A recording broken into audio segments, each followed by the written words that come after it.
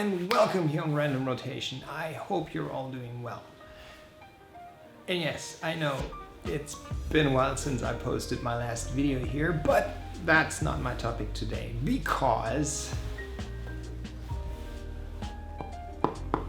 this is the Insta360 ONE R, my newest purchase and a device I'm super excited to try out. So, without further ado, let's go. Of course, I know that many others already talked about this camera. That's why you'll get just a super quick unboxing from me now. So, what's in this nice little box? First, we have a cubish screen module, in this case attached to the wide angle lens module. This red thing is the battery. And the twin edition, which I purchased, comes with a second lens module that's a 360-degree lens.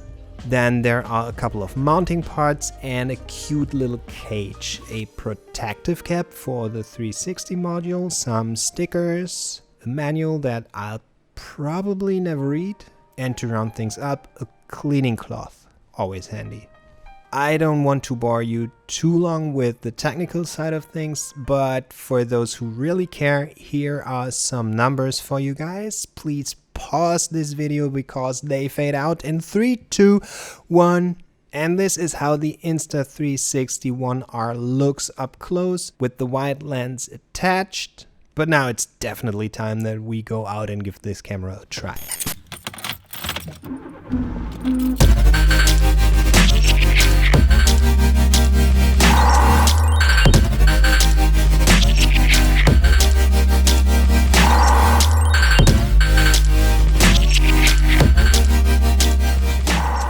First thing I wanted to test is how good or bad the stabilization works. Therefore, I mounted the Insta360 on the windshield of my car. Luckily, the cage fits on all the existing GoPro accessories you might have lying around. I like that. No need to buy extra parts right away. With that setup, I drove through the city, and to simulate a little off-road scenario, I later had to drive to the countryside to find a nice dirt road. Let's now quickly hop into the software and see if it worked or not. The first thing you probably noticed is that Insta360 Studio is smart enough to auto-rotate the clip for us by 180 degrees. Up here in the thumbnail you can clearly see that I mounted the camera upside down. Nice touch. And now I'll roll the clip for a couple of seconds and turn the stabilization on and off. See for yourself.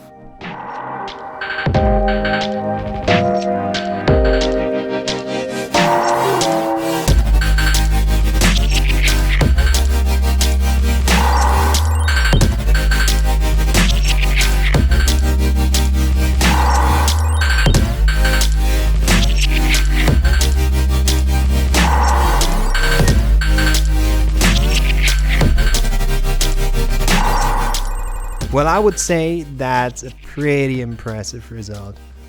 What do you think?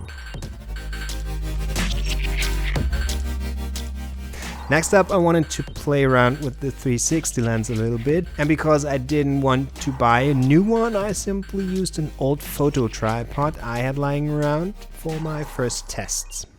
That means a bit more work in post, but that was okay for me. Of course, you can remote control the camera via your smartphone, which comes in handy when taking 360 photos cause it gives you the chance to hide behind something to not shoot yourself, if that's not intended. Once that's done, we can jump back into the computer. Because I took an HDR photo, it's important to import all related pictures at once. Just drag and drop them in there. Insta360 will automatically create the stitched HDRI for you, and all you need to do is to export. Easy.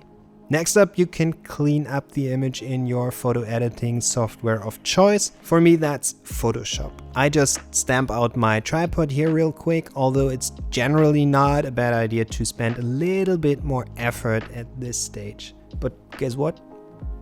I don't care. Alright, now it's time to check our photo in action. I created a new composition in After Effects and added a solid layer for Video Copilot's Element 3D.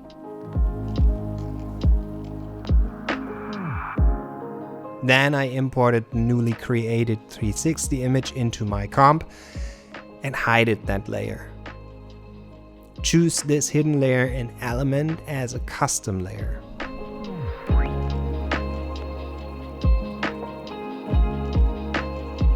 Added a sphere and gave it a nice shiny material.